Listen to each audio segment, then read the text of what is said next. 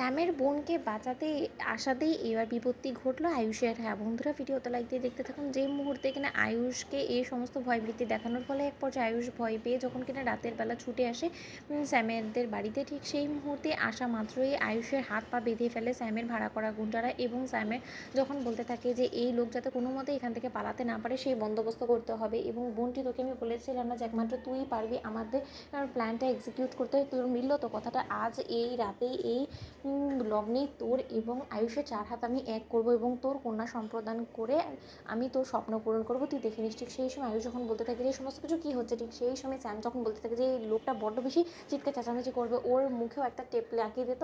ঠিক সেই সময় কথা বলা মাত্র আয়ুষ যখন কিনা চারিদিকে আলোকসজ্জা দেখতে পায়, ঠিক সেই সময় আয়ুষ চমকে ওঠে এবং বলতে থাকে যে সমস্ত আলোকসজ্জা, এই সমস্ত জোগাড় যন্ত্র, এই সমস্ত কিছু কেন করছে এবং সানাই বা কিসের জন্য পাচ্ছে সেটা তো আমার মাথায় ঢুকছে না, এবং আমাদের কন্যা সম্প্রদান কেন করবে এবং 4 হাত এক করে দেবে, কী সমস্ত কথা বলার চেষ্টা করছে। একবার আমি কী করবো, আমি তো এখানে এইসব এসে গেলাম। তার মানে এটা ওদের একটা ট্র্যাপ ছিল এবং ওর বোনের স্বপ্ন পূরণ করতে কোনো মতে আবার আমার কোনো রকম কোনো ক্ষতি করে দেবে না তো এরা। ঠিক সেই সময় স্যামের বোনকে যখন স্যাম বলতে থাকে যে কী রে এখনও পর্যন্ত তুই দাঁড়িয়েছিস কেন, বলতে খুব শীঘ্রই তো পুরোহিত মশাই চলে আসবে, তখন তো পুরোহিত মশাই তাড়া দেওয়া শুরু করে দিবে। কিন্তু আমি কিন্তু কোনো মতেই জানি না যে তাড়াহুড়োর মতো বিয়েটা হলেও আমার বোন এমনি কোনো মতেই বইয়ের মতন সাজবে না। সেটা কী করে হয় বলতো, তোকে সাজানোর জন্য আমি মেকআপ আর্টিস্ট এনে রেখেছি, সে তোকে খুব দুর্দান্ত করে সাজিয়ে দেবে, তুই জলদি তৈরি হয়ে নে।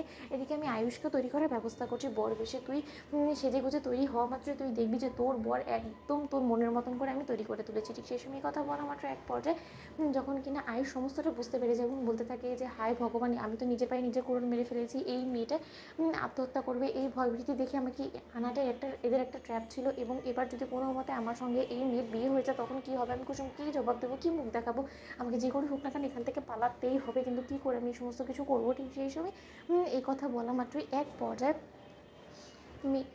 স্যামের বোন যখন কিনা কোণে বেশে তৈরি হয়ে যায় এবং স্যামের বোন যখন আনন্দে আত্মহারা হয়ে যায় এবং ওর ভাইকে বলতে থাকে যে সত্যি আজকে তুই না থাকলে আমার স্বপ্নটা যে কী করে পূরণ হতো। ঠিক সেই সময় স্যাম যখন আয়ুষকে বরবেশে তৈরি করে ফেলে এবং আয়ুষ কোনো মতে নিজেকে ছাড়াতে এক পর্যায়ে অক্ষম হয়, ঠিক সেই সময় এই কথা বলা মাত্র স্যাম বলতে থাকে যে যতই চেষ্টা করে ফেলো না কেন, আজ আর তোমার কোনো রকম কোনো রক্ষে নেই। আজ তোমাকে আমি আমার বোনের হাজব্যান্ড না করা পর্যন্ত, তোমাদের দুজনকে বর কোণে বেশি না দেখা পর্যন্ত কোনো মতে এখান থেকে তোমার আর পার পাওয়া হচ্ছে না আয়ুষ। তাই শুধু শুধু চেষ্টা না করে আমাদের সঙ্গে তুমি বরঞ্চ একটু কোঅপারেট করো, তাতে করে তোমারই মঙ্গল হবে। এবং তুমি যদি কোনো মতো বাড়াবাড়ি করার চেষ্টা করো তাহলে কিন্তু আমি এক্ষুনি তোমাকে এখানেই শেষ করে দিব, তাতে করে আমার বোনের তুমি না হলেও কিন্তু তোমাকে অন্য কারো তো হতে দিলাম না।